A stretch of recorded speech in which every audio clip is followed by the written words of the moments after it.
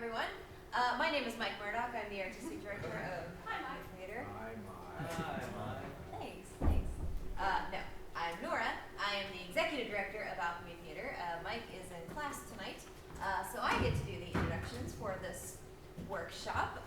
We have Dr. Dan Normandin here with us this evening. He is an English professor at Marshall University. He joined the English faculty there in 2022 after teaching at George Mason University for 2 years as a postdoctoral fellow. At Marshall, he teaches courses on Shakespeare, representations of the environment in literature and film, introductory literary analysis, and composition.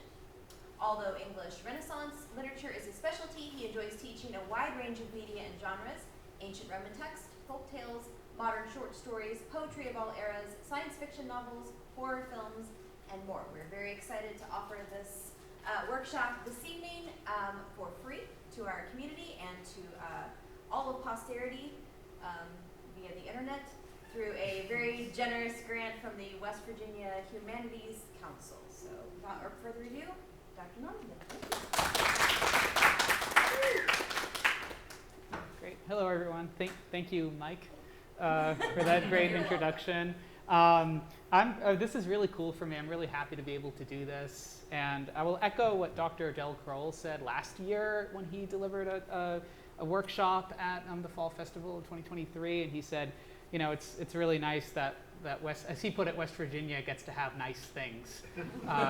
And so the idea that, you know, I can just drive, you know, just a few minutes from my house and give a talk on Hamlet, you know, is awesome, you know, and I feel fortunate to be able to do that.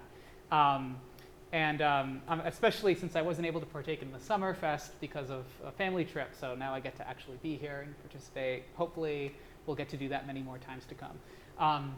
So when I was asked to deliver this workshop, I really struggled to think of what should I do? You know, what about Shakespeare, you know, should I focus on? And I thought, why not Hamlet, since Alchemy Theater has just wrapped up their fall 2024 tour performing Hamlet, and because if I were asked to talk about any single play of Shakespeare, it would be Hamlet. Hamlet would be the one, right? So right now, you know, I'm teaching at Marshall, as Mike/Nora said, and I'm teaching a class on Shakespeare's tragedies, and we read 5 plays in that semester, and I love them all, right? I chose the ones that I really love, and I could, you know, talk up a storm about any of them, but with Hamlet, I really do feel like I could spend an entire semester just on Hamlet. Just on Hamlet. I could just do that one play for the entire semester. There's so much to say about it. There's so many angles to approach it from. There's so many perspectives. And I could easily do, you know, 10 talks about Hamlet. So I've tried to kind of boil my thoughts down and only talk about a few things today, but it's really just scratching the surface. Like, I could go on and on about this text. So if anyone has any questions afterwards that is completely unrelated to what I've talked about, please just let me know, because I could go on and on about this play. And I'm going to have to kind of ignore a lot of stuff that I'm really interested in. And so the first thing I'm going to ask is, I'm just going to kind of, you know, toss it to you all for a second. I know some of you in the audience have actually, you know, obviously, as I just said, performed in Hamlet.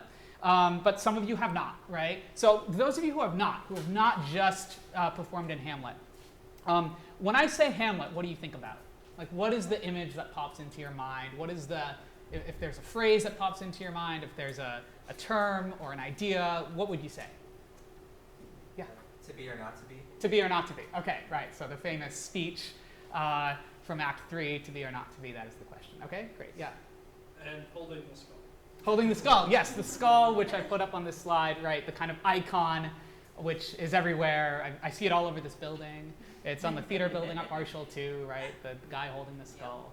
Often it's Shakespeare himself holding the skull. So, right, so the skull, to be or not to be. All right, any other kind of immediate ideas or images come to mind with Hamlet? Dying? No, I said a guy. A guy, right? Yeah, okay, right, the Hamlet himself, right? Yeah, I feel like what I'm trying to draw out is that we have these immediately iconic associations with it, you know, and I feel like, I don't want to say everyone because I don't want to assume, but I would say, you know, the skull is iconic, right? It's almost like the symbol of theater in our culture, is someone holding the skull. To be or not to be is iconic. Even if we don't remember what the speech is actually about. We know that phrase, right? This is a work that is so extremely famous that it's hard to talk about. It's honestly hard to approach it because it's already recognizable in so many different ways through these various icons and symbols and terms. But just for the sake of, again, for folks who haven't read or watched Hamlet recently or haven't performed in it recently or haven't taught it recently, just a quick rundown of what this play is about, right? A quick plot summary. We open with the appearance of a ghost. Various watchmen on the castle of Elsinore, right, in Denmark, have seen this ghost. It is the ghost of the dead king, Hamlet. I'll call him Hamlet Sr. At a certain point, he appears to his son, Hamlet Jr., that's the guy, Hamlet himself, and says, I did not die a natural death. I was murdered, and you have to avenge me. So that's the inciting incident. And through that, we kind of run through this cycle of familial drama, right? Hamlet is upset because his mother has married his uncle, right? His mother, Gertrude, has married his uncle Claudius. Claudius, who, as the ghost supposedly reveals to Hamlet, Claudius is the one who has killed his father, right? So there's some familial drama there. There's another kind of quasi-romantic drama with this character Ophelia, right? There's a love story in the background between Hamlet and Ophelia, and that has kind of fallen apart for various reasons over the course of the play. And obviously, by the end of the play, all of this builds to a climax that involves bodies littering the stage, right? And I'll kind of go over some of the crucial moments in the play in the course of this talk. But I just wanted to kind of situate everyone, and especially that idea of the ghost, right? I want to kind of start with that idea of the ghost and what the ghost means, because that's going to be really important, right? But before I move on, there's an anecdote that I want to tell about how famous and influential this play is. And I'm going to steal this. This is a section from a novel from the 1970s called Changing Places by an author named David Lodge. Lodge was an English professor and a novelist, and he wrote a series of books that are called campus novels, novels that are set on college campuses. So he has the scene in this book where a group of English professors are at a party together, and they play a game called Humiliation. And the object of Humiliation is that they go around and reveal the books that they have not read. And of course, the more embarrassing it is that they haven't read it, the better, right? The winner is the one who admits to not having read the most famous, the most influential work, right?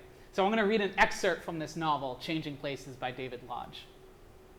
Suddenly, Howard slammed his fist on the table, jutted his jaw about 6 feet over the table, and said, "Hamlet."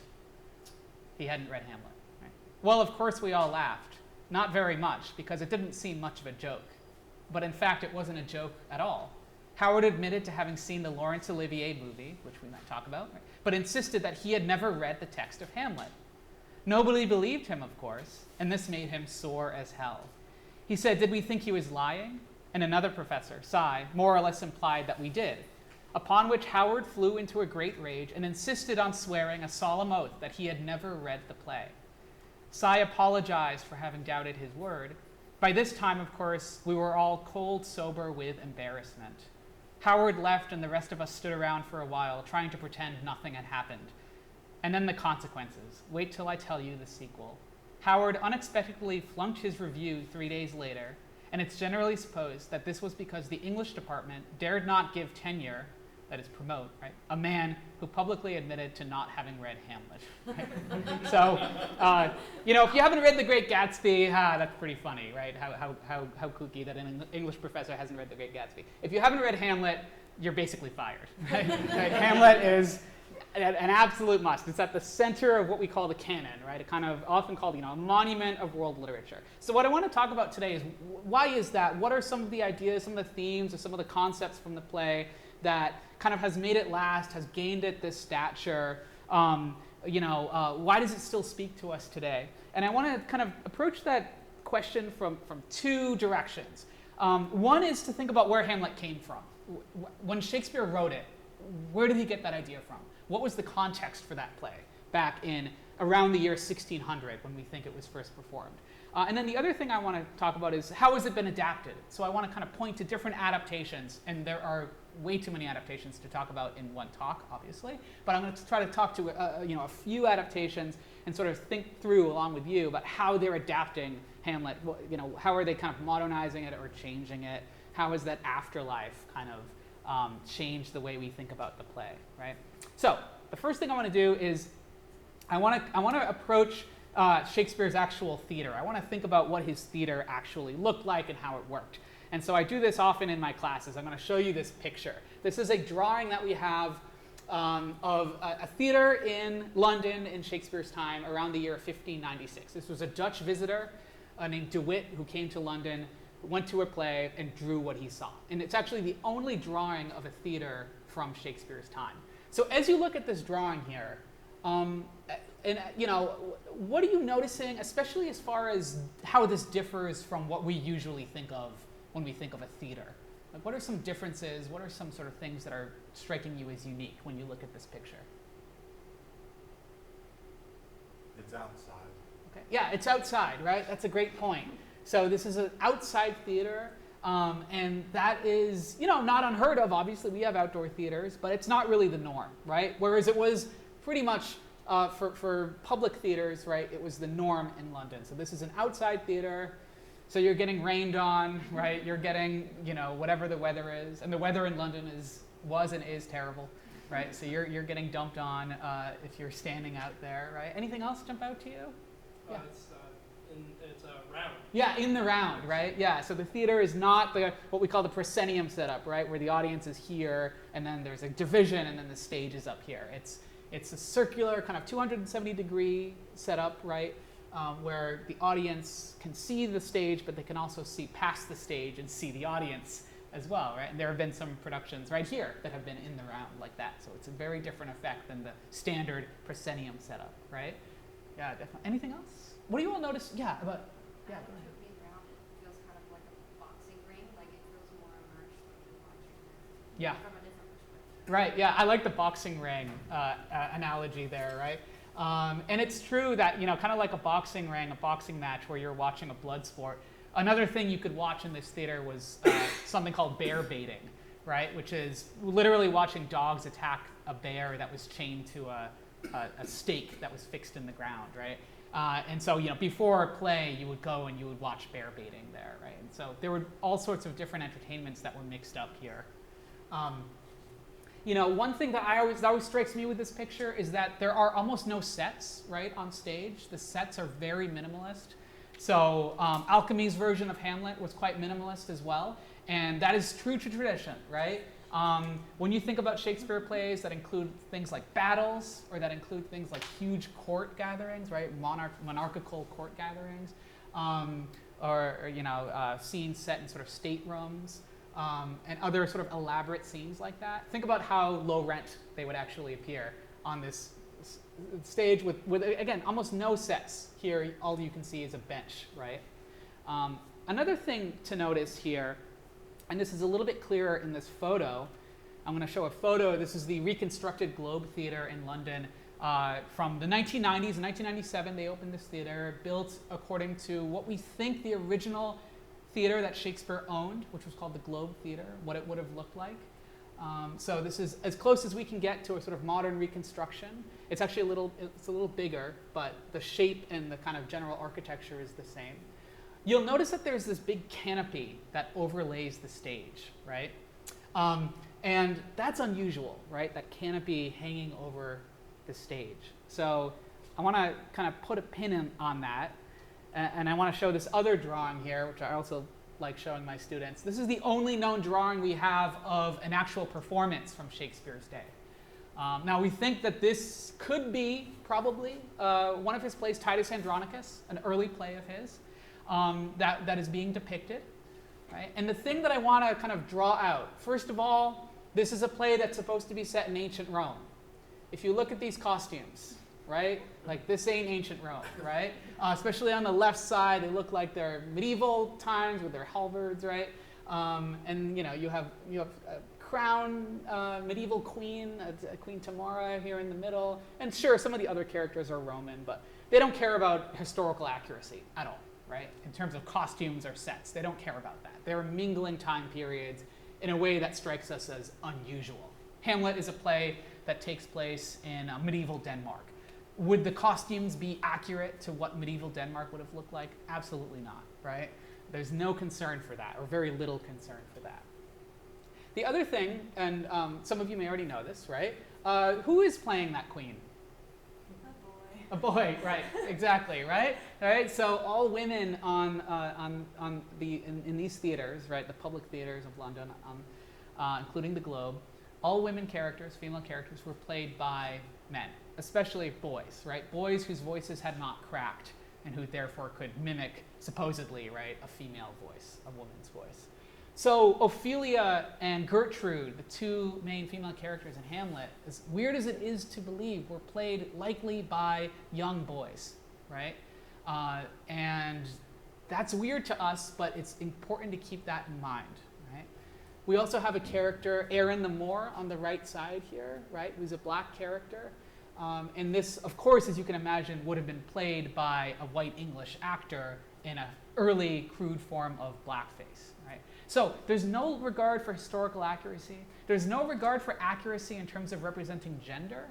And there's no regard for accuracy in terms of representing nationality or ethnicity.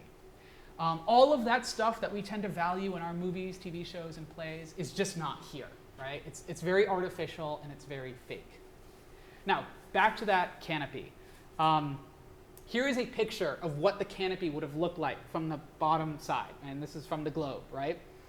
It would have been painted with stars and with various sort of astrological symbols of various kinds. For that reason, it was called the heavens, right? That's what they called it. They called it the heavens, that canopy that overhung the stage there. So there is a moment in Hamlet's speech that he delivers in Act 2, Scene 2. This is when he has started to pretend to be mad as part of his revenge plot, where he's going to get back against his uncle Claudius and try to kill Claudius. He's going to draw people out, leave people off guard by pretending to be mad. And in the middle of this performance, he gives a speech.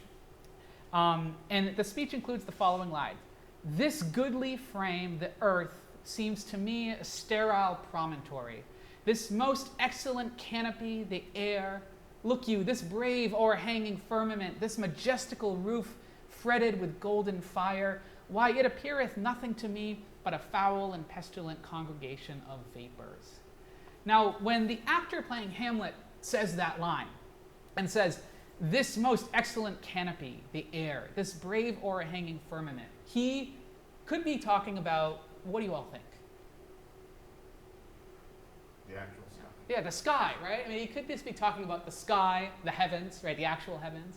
But he could also be talking about the heavens. And the actor playing Hamlet, who's likely a guy named Richard Burbage, who's kind of the star actor of Hamlet's company, could have been just pointing up to this thing, right? Which means that when he's talking about the earth, this goodly frame, he could just be talking about the stage, right? So the stage is the earth, the canopy is the heavens. Anyone guess what the area underneath the stage was called? Heavens, earth, hell, right? Hell was the nickname for the area underneath the stage. And we think that there may have been a trapdoor in the stage from which actors could have emerged up or down, right? Now, I just gave the plot summary for the first bits of Hamlet, right?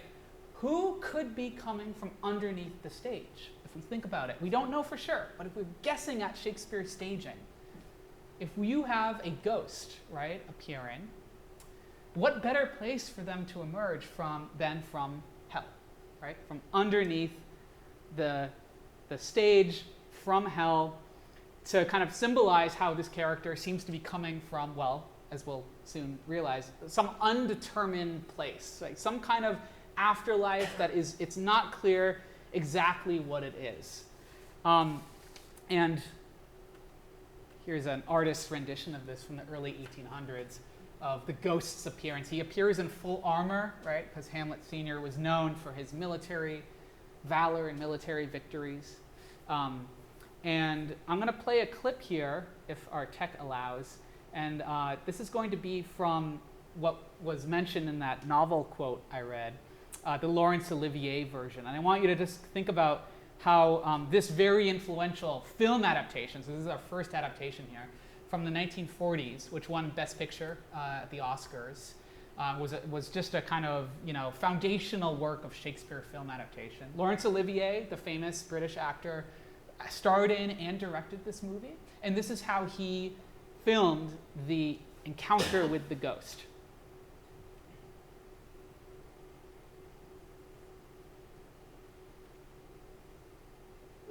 Speak. I go no further.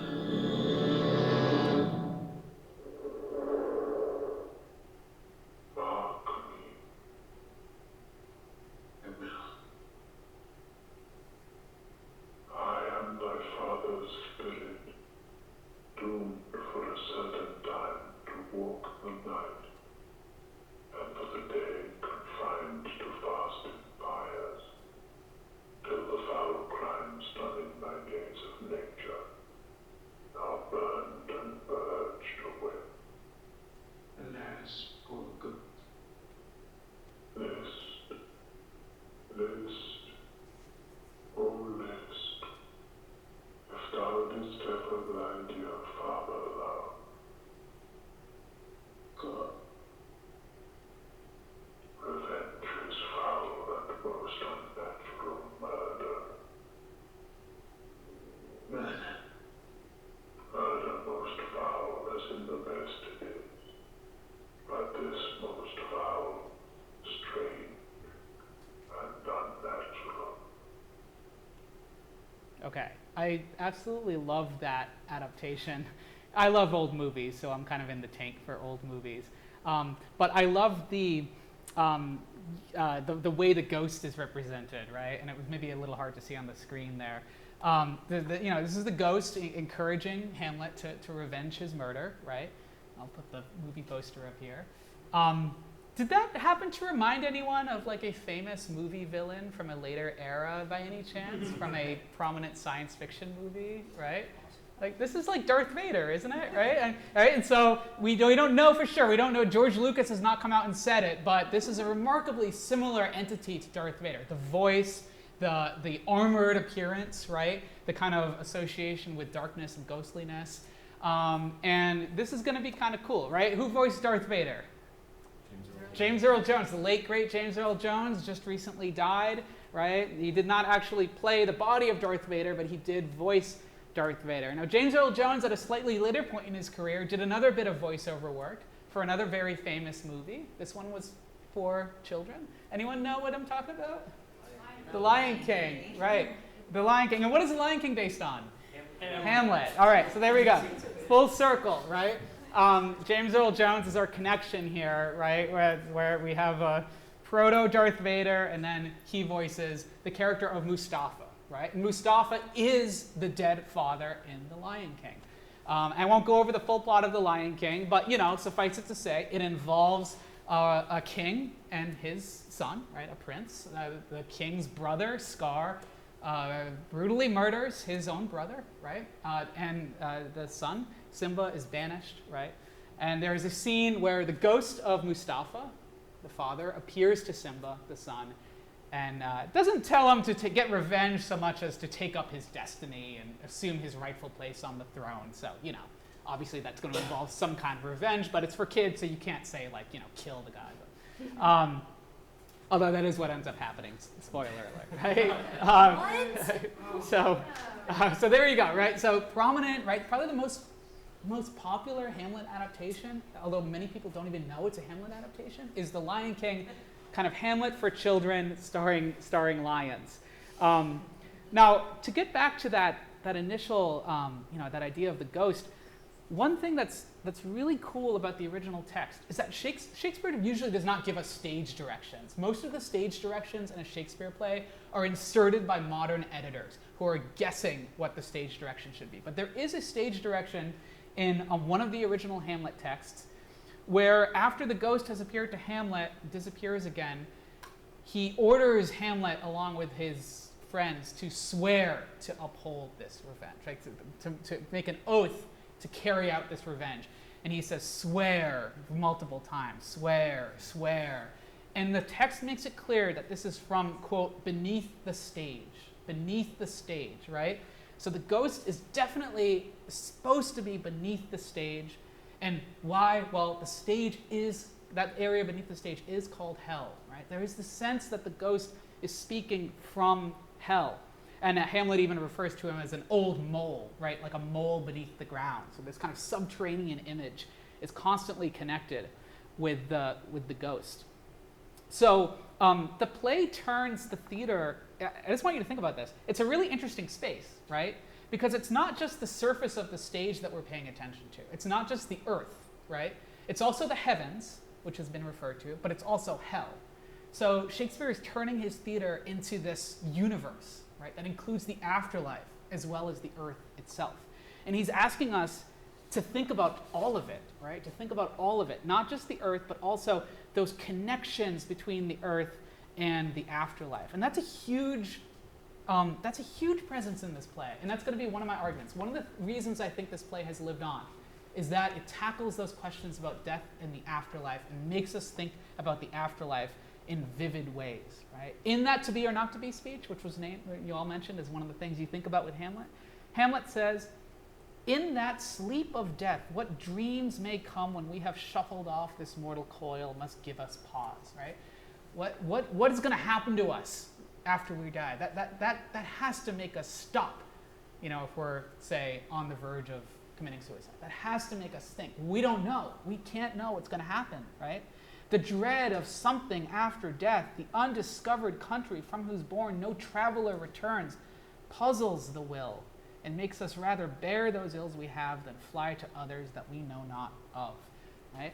It makes us, hesitant and timid about stepping across that boundary, right? So that boundary between life and the afterlife, that's a huge thing in Hamlet, and it's built into the stage itself. That's what I wanted to emphasize, right? The stage itself is making us think about it. Now, if we look at that speech closely that we just heard in the Olivier movie, I want you to think about, where is actually this ghost? Like, where is this thing coming from?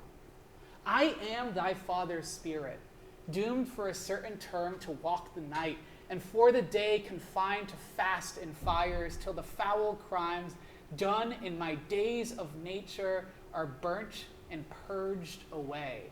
And I'm just going to read that part. What do you all think? Like, what does that make you think of? Purgatory. Purgatory. Yeah, and what makes you say that? That's kind of one of the ideas of the faith, is that Yeah. you go and pay for your sins until you're ready to go to heaven. Right, yeah. So it's like not heaven, it's not hell, it's this in-between space, right? It's this kind of, halfway house almost, right? It's this in-between. Now, this is a really weird thing for a play to include in England in 1600, right? The idea of purgatory is a Catholic idea. And when Shakespeare's writing this, I'm not going to go into the full religious history, right? But there has been the Reformation in England in the decades before Shakespeare is born, where Catholic England has been turned Protestant. And that involves, a king who wanted to kill a lot of wives.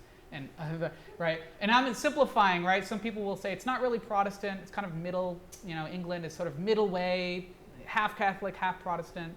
But it is definitely, culture is firmly anti-Catholic, in the sense that if you put on a play in the public theaters in London, you have to be really careful about how you present religious ideas. And if you present Catholic ideas, that's kind of dangerous, right? That can cause real issues, real problems. And yet here we are, right? And Hamlet has that in there. It has a Catholic idea in this play within a Protestant culture, right?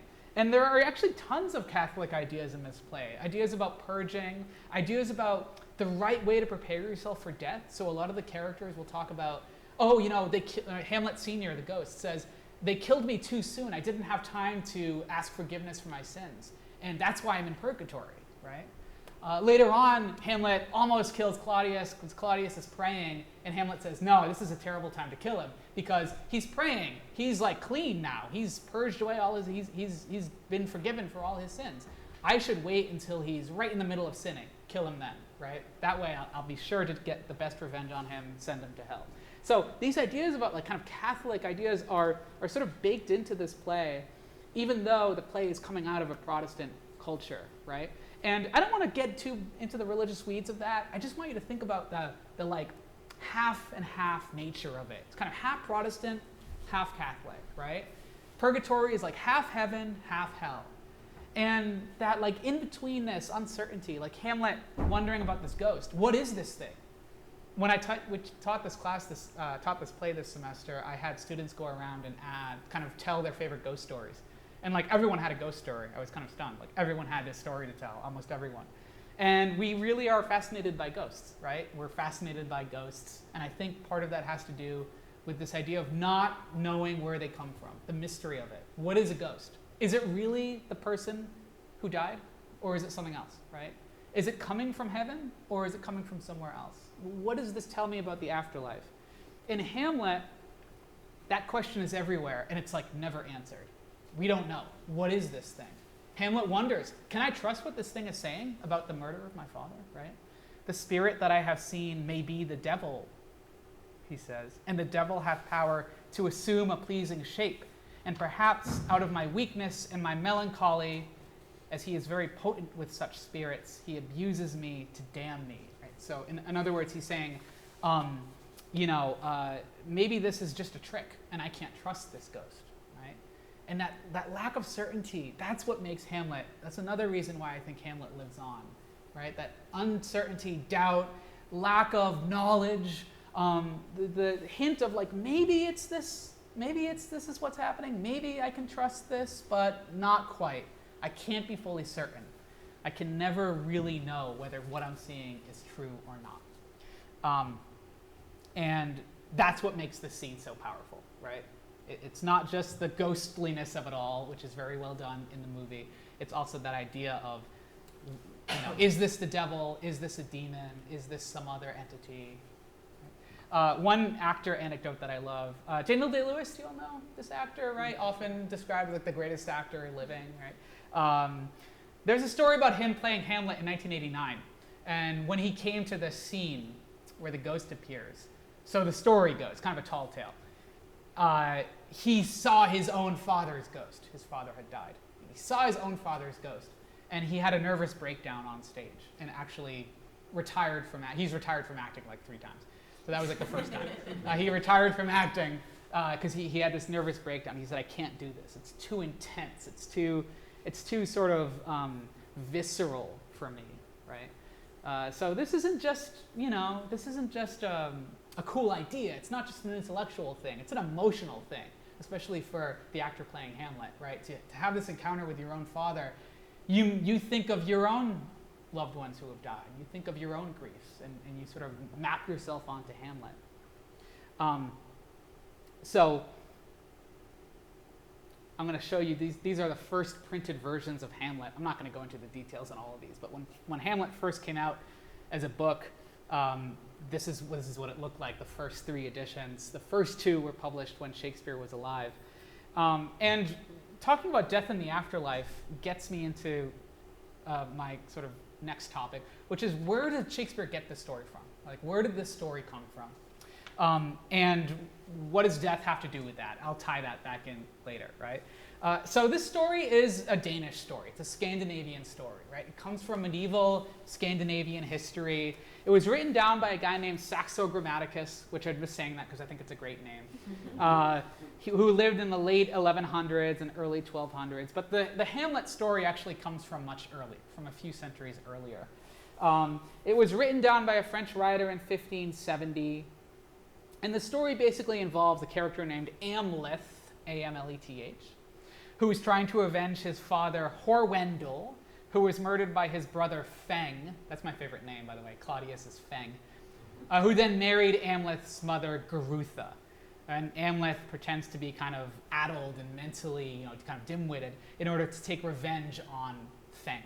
Now, I usually maybe wouldn't bring up that history, except that some of you may have seen a movie called The Northman, which came out a few years ago in 2022. Right? Now, The Northman is an adaptation of Hamlet, but through this original source material. Right? So it sets Hamlet in Viking times. It follows a berserker warrior within the Viking culture and turns Amleth into this warrior who is trying to kind of take revenge on Feng, who again has killed his father in front of his own eyes and married his mother.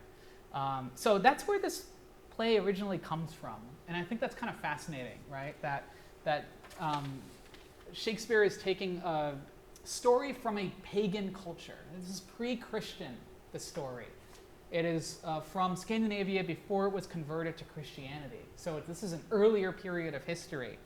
And in that original Hamlet story, the Amleth story, there's no uncertainty. All that stuff I was just talking about, there's nothing like that, right? Amleth knows exactly what he has to do. He's supposed to avenge his father. It's like a blood feud.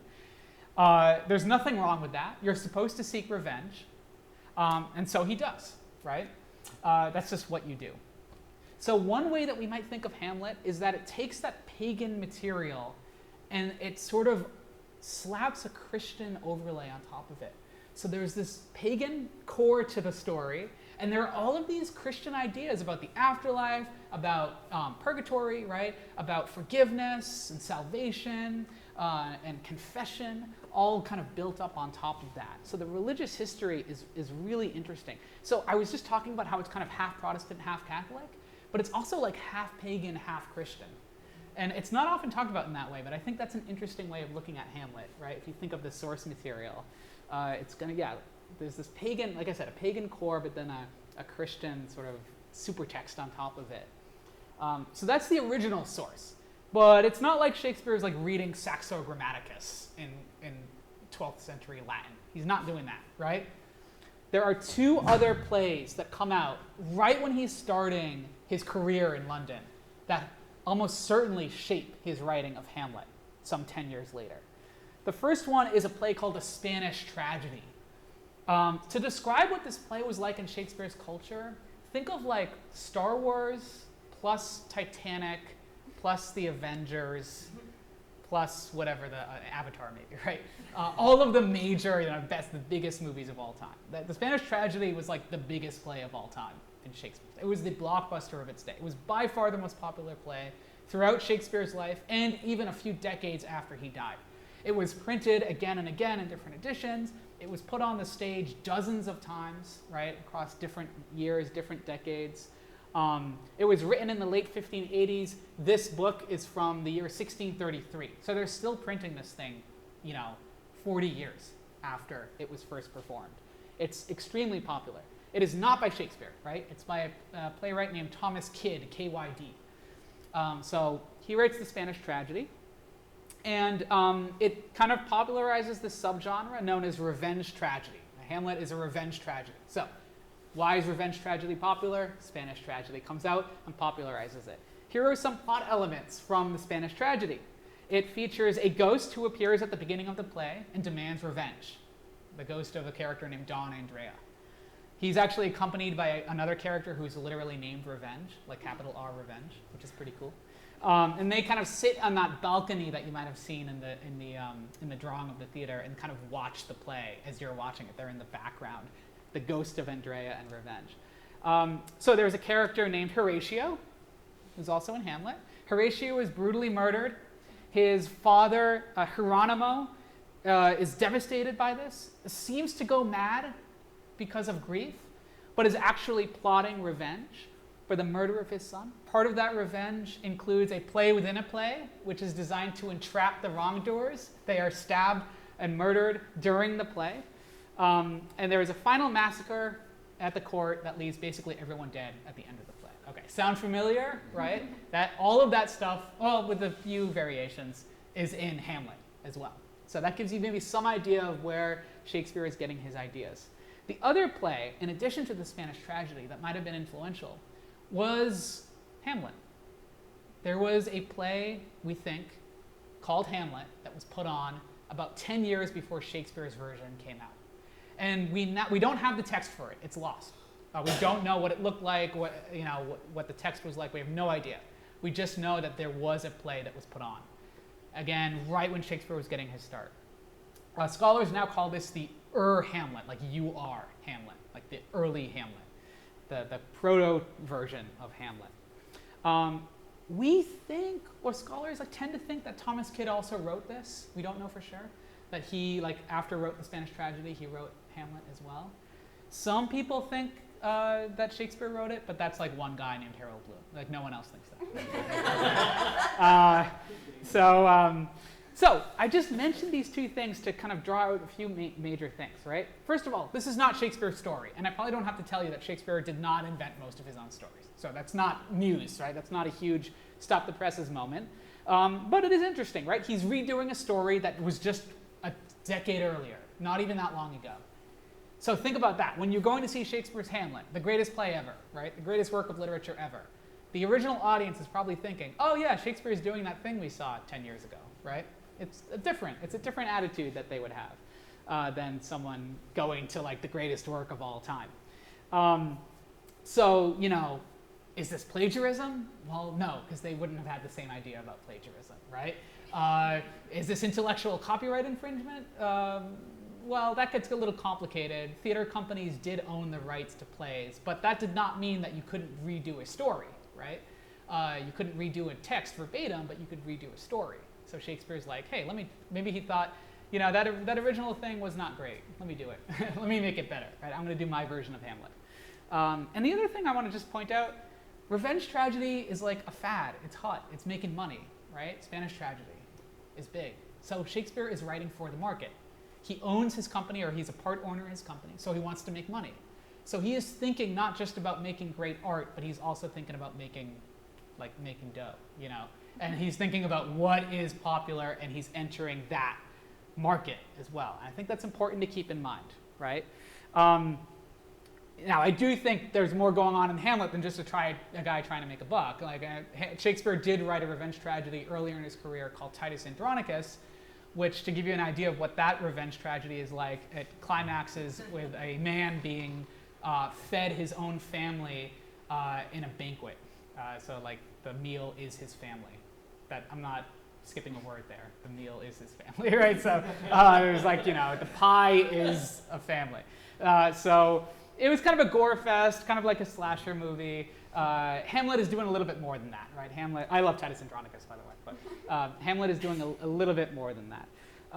And so there's more to say about revenge and what revenge meant, but if you all want to ask questions about that, I can get to that later on, right? So that's death in the afterlife and revenge. Those are some reasons why Hamlet has remained popular. But for a lot of people, if you ask them what makes Hamlet so special, right, they'll say, well, it's not really the revenge plot, it's not really the ghost story, because there are a ton of those. There are a ton of revenge stories and ghost stories. They'll say what makes Hamlet Hamlet is the character Hamlet. Because before 1600, there had never really been a character like this. So psychologically complex, so rich in subjectivity, right? So three-dimensional, so kind of full of all of these different alternate voices, so self-aware, so able to act out different characters within himself, right? This dynamic three-dimensional character. And why is that, right? What makes Hamlet so interesting as a character? Some people would say, well, this is a depiction of an unquiet mind, right? This is a depiction of mental illness or depression. And that's why it speaks to us. That's why Hamlet still resonates with us. And the speech that kind of draws this out is one I've already quoted from a little bit, but I'll read out part of it here, right? And this is, again, Hamlet in where he's maybe mad, maybe not, right? Act 2, Scene 2, where he's talking to his friends Rosencrantz and Guildenstern. And he says, I have of late, but wherefore I know not, lost all my mirth, forgone all custom of exercises. And indeed it goes so heavily with my disposition that this goodly frame, the earth, seems to me a sterile promontory, right? As I read, this most excellent canopy, the air, look you, this brave o'erhanging firmament, this majestical roof fretted with golden fire, why it appears no other thing to me than a foul and pestilent congregation of vapors. This next bit is why I titled this Hamlet a real piece of work. What a piece of work is a man, how noble in reason, how infinite in faculty and form and moving, how express and admirable in action, how like an angel in apprehension, how like a god, the beauty of the world, the paragon of animals. And yet to me, what is this quintessence of dust? Man delights not me. To get a sense of what's going on in this speech, I thought I would turn to Star Trek, which I know is what you were expecting. And this is going to be I'm just going to play a short clip from Star Trek: The Next Generation, starring great Shakespearean actor Patrick Stewart, right, who plays Jean-Luc Picard. And in this scene, Picard, the kind of hero of the show, is meeting a character named Q. Q is kind of this all-powerful, ultra-intelligent, almost omniscient force who's basically malicious, but in kind of a catty way.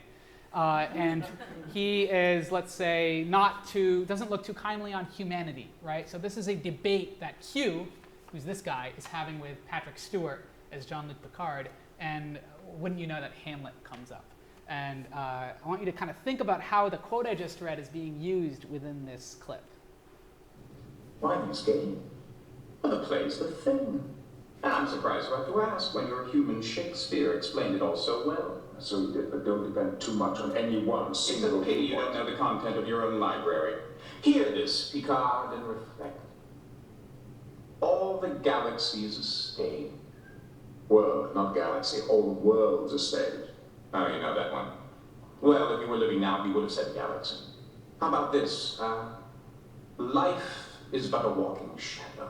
A poor player that struts and frets his hour upon the stage, and then is heard no more. It is a tale told by an idiot, full of sound and fury, signifying nothing. I see. So how we respond to a game tells you more about us than about real life. This tale told by an idiot. Interesting cue. Oh, thank you very much. I'm glad you enjoyed it. Perhaps maybe a little Hamlet. Oh, I know Hamlet. And what he might say with irony, I say with conviction. What a piece of work is man.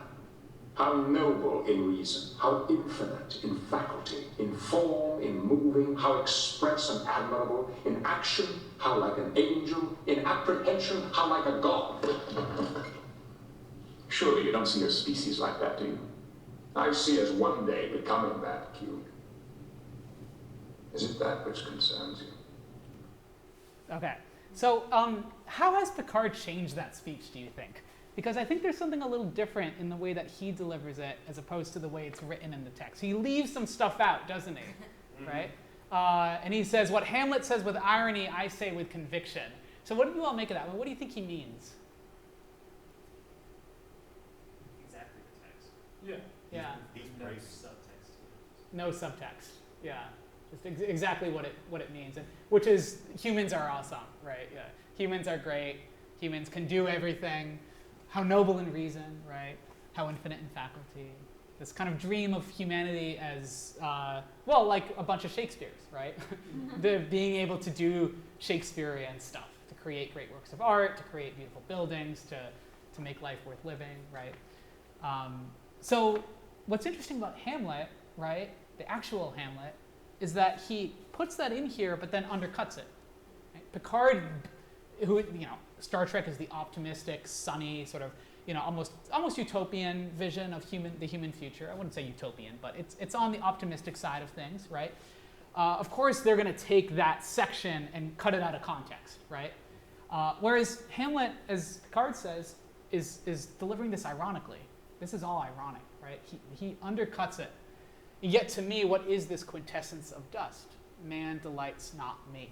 And this is one of the many times in Hamlet that humans are compared to dirt or dust. Quintessence of dust meaning like the ultimate dusty thing, the essence of the essence of dust, right? That's all humans are. And that's why you get all of these grave scenes and the scenes with the skulls, right? Humanity is dust. So Hamlet is, he's a figure of depression. And I think that when we play Hamlet, we act it out in high schools, right? And teach it to college students, we have to think about this and how we're teaching it, right? And how we're teaching it as a play about mental illness and depression. What he hits at this idea is this idea that, like, even though I know humans are great, even though I can appreciate humanity, even though I can understand how people enjoy life, I myself cannot tap into that idea, right? Who knows if he's just acting this out, as everything with Hamlet, he might be acting it out It might not be real, but the meaning of it is still moving, I think, and it's still a very interesting way of depicting depression circa 1600. In Shakespeare's time, they would not have called it depression. They would have called it melancholy. And melancholy meant that you had too much black bile. In Shakespeare's time, they thought that the body included something called humors, and the humors regulated one's emotions and moods and feelings. So if you had too much melancholy, which was literally in Greek black bile, it made you sad, it made you depressed, it made you sort of a downer. So to be melancholic was what we might now think of as to be depressed. And in fact, in Shakespeare's time, there was a fad for painting young men as melancholic, kind of fashionably so. So you had a lot of aristocratic young men who had themselves painted lying down sadly in the forest. So here's one guy, and here's another guy down in the bottom there, and by the trees. Here's three more guys. So you would be fashionably melancholic. Maybe you got dumped or something, and a courtship didn't work out. So get myself painted looking real sad, right? So it was a type. It was a type of person, And when audiences saw Hamlet in 1600, they might have been thinking, oh yeah, this is like one of those melancholic dudes. This is one of those melancholic guys. Like it's like a type. It's like a thing. It's a trope. It's a stage type even. And yeah, Shakespeare had other characters like this. And to compare him, I'm going to compare him to one character, but before I do that, one way of thinking about what Shakespeare says in that quote is that for him, life is like something he's watching on the stage, but that he can't actually participate in, right? It's distant from him. It's not actually something he's living. It's something that he can only view from a distance as an outside observer. He's banished from it. He can't participate in it. And there's an idea of like the heavens, earth, and hell on the theater, right? That the stage, that life is like a play, right? And that the stage is like the world. This is an old idea. It's called the Theatra Mundi idea. It goes all the way back to the ancient Greeks. In Latin, Theatra Mundi is just theater of the world. And it's an idea that was very, prominent in Shakespeare's time. And he gives the most famous expression of this. He gives in a play called As You Like It, in a character named Jaques. This is a comedy, As You Like It is, about a bunch of people hanging out in the forest. And Jaques is the melancholic guy. He is the melancholic guy who's the downer, kind of the Debbie Downer in scene after scene, and is played for laughs, right? But there's an important speech that he has, kind of late in Act 2, where he says, all the world's a stage. And this was quoted in the Star Trek clip, right? Misquoted. All the world's a stage, and all the men and women merely players, that is, actors. They have their exits and their entrances, and one man in his time plays many parts, his acts being 7 ages, right? So the world's a stage, everyone in the world is an actor, they have their separate acts. He kind of goes through all of the acts from infancy on to the last scene of all that ends the strange, eventful history, is second childishness and mere oblivion, sans teeth, sans eyes, sans taste, sans everything. Sans is French for without, right? So senility, death, right? So Jaques gives, and yes, that is how you pronounce his name, believe it or not. Jaques, sometimes pronounced Jakes, but Jaques is a lot like Hamlet here, right? The world is like a theater. And in Hamlet, if you remember the play, right, Hamlet is constantly talking about the theater, right? The play is constantly putting him into contact with actors. There's a famous scene where he gives advice to actors who are arriving in Denmark. Of course, if you remember the plot, the centerpiece of it is the play within a play that Hamlet stages to reenact the murder of his father, and he's going to watch Claudius's reaction to determine whether he's reacting in a guilty fashion. That's how he's going to confirm the story about his father's murder. So there's a lot of play within a play stuff in Hamlet. And I could go on and on about that, right? We call it metadrama, plays within plays, performances within performances. It's all over Hamlet, and it's what's going on in this speech as well, right? The idea of the depressed, melancholy person like Hamlet, like Jaques, who views life in the world as, again, like a play that they're watching, but that they are excluded from, right? That they're viewing only from a distance. And that's a very specific and I think psychologically acute way to represent depression. Not just being super sad, but as feeling excluded from emotions that you otherwise would have, or from pleasures that you otherwise would have, right? Not being able to kind of like actually enter the world, but only viewing it from a kind of distance apart, right? Jake is a kind of, a comic character in many ways. You're supposed to laugh at him, kind of like Eeyore in Winnie the Pooh, right? Kind of someone who's always complaining. But Hamlet, it's like if Shakespeare said, hey, what if I center a play on this guy? What if I make Jake the centerpiece? What if I make the melancholic young man the central actor? And that's maybe one way of looking at Hamlet as the character and Hamlet as a play as well. Right, I have way more to say about metadrama, but I won't go on. Right, if you want to ask me about it, you can. Right.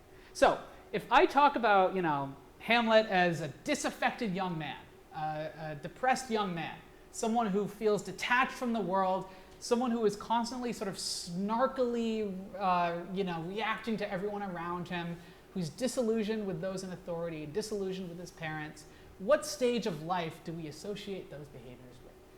Right. I would say, as this comic is pointing out, right, Gertrude saying, ugh, I am so tired of you teenagers and your morbid t-shirts, Hamlet. Hamlet here is wearing a t-shirt that says to be and to be below it crossed out. To be or not to be, right? Is Hamlet a teenager, right? This is a great question that I'm going to end on. Is Hamlet a teenager? And in honor of Alchemy's tour through high schools, right, and how to approach this play and how to teach this play and present this play to high schoolers, is Hamlet a teenager? Well, we know that he's a college student. He is a college student at a university called Wittenberg University, which interestingly was a center of Protestantism. And he's kind of, in a sense, he's on vacation from college. So he's a college student. Now, in movies and on the stage, Hamlet is often performed by an older actor. I don't mean elderly, but I mean late 20s, 30s, sometimes 40s, right? And sometimes 50s, but usually in that kind of age range. A little older, right? Maybe youthful, but not really a teenager. And so if I ask you to think about Hamlet as a teenager or as a college student, how does that change our understanding of him, right? Does it make him maybe seem less like the grand philosopher, the grand sort of thinker about life and existence and death? Or does it sort of undercut the character? Are we supposed to kind of think of him as a kind of whiny, eternally unsatisfied young man? Someone who maybe we should laugh at, like we should laugh at Jake about, right? After all, when we first meet him, he's basically sulking in a corner during a family gathering, right? Gertrude and Claudius, newly married, are coming out, and there's Hamlet off to the side, right? And they're trying to get him to talk, and he's kind of mumbling at them, right? And they're complaining about how he's still sad that his dad is dead. And Claudius says, everyone dies, come on. Yeah, not a great bedside manner.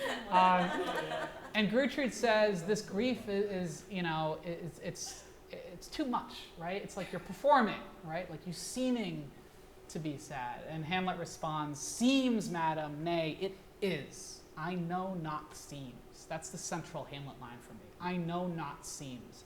Where he says, no, I'm being real, I'm being genuine, I'm being authentic. This is not fake or performed emotion. This is real, right?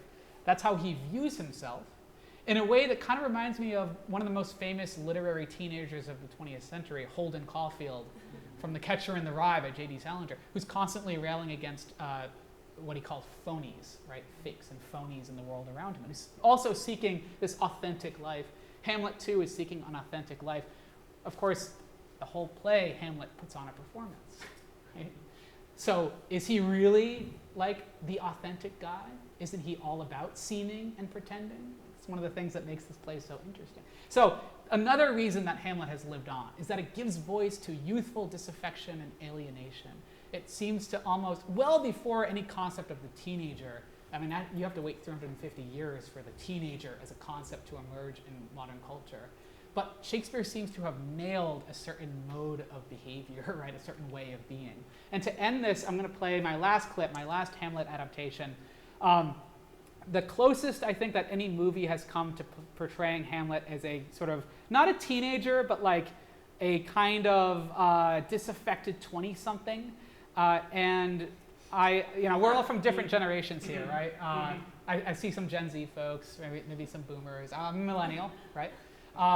Gen X had their own, icon of youthful disaffection in the 90s. It was the actor Ethan Hawke, right? And in movie after movie, Ethan Hawke would play this same type of guy, right? Sort of a pseudo-intellectual type who was often, alienated or disaffected in a maybe a somewhat performative way. So he plays Hamlet in a 2000 adaptation that sets Hamlet in the modern world, in the world of corporations, right? So the Denmark Corporation is now at the center of the story rather than the nation of Denmark. This is his to be or not to be speech, and I want you to think about how they've set this, changed the setting and where they've set it, and how Ethan Hawke portrays this character and delivers these lines. To be or not to be, that is the question. Whether 'tis nobler in the mind to suffer the slings and arrows of outrageous fortune, or to take arms against a sea of troubles, and by opposing, end them, to die, to sleep, no more, and by sleep to say we end the heartache and the thousand natural shocks the flesh is heir to. 'Tis a consummation devoutly to be wished. To die, to sleep, perchance to dream. There's the rub. For in that sleep of death, what dreams may come when we have shuffled off this mortal coil must give us pause. And there's the respect that makes calamity of so long a life. For who would bear the whips and scorns of time? Proud nuns contemplate the insolence of office, the law's delay, the pangs that despise of love, when he himself might his own quiet a snake with a bare body. When would furrows bear and grunt and sweat under a weary life, or not the dread of something after death? That undiscovered country to whose bourne no travel returns puzzles them. Okay, I'm just going to end it there because you kind of get the idea, right? And it's set in a blockbuster video, right? So the inevitability of death. Talk about the inevitability. The fate of blockbuster here. But to me, I'll end on this because I think this is the true cinematic representation of Hamlet as the somewhat annoying younger guy who we're maybe looking at a little bit skeptically, not necessarily as the voice of great wisdom, but also, right, as this sort of young guy who's unmoored and who maybe can speak to college students, right, or to teenagers and make Hamlet sort of, more relevant, right, than just play based on a medieval Danish story that was then translated into French that then became another play, Hamlet, that Shakespeare then adapted 10 years later in 1600. So, okay, that's all I've got. I'm done for that. All right, so, thank you all. Thank you so much, everyone, for joining us. We have some feedback forms here if you don't care to fill a couple out for our grand tours purposes. And thanks again. Go back to Normandin. Thank you. Appreciate it. Yeah. Thank you, guys.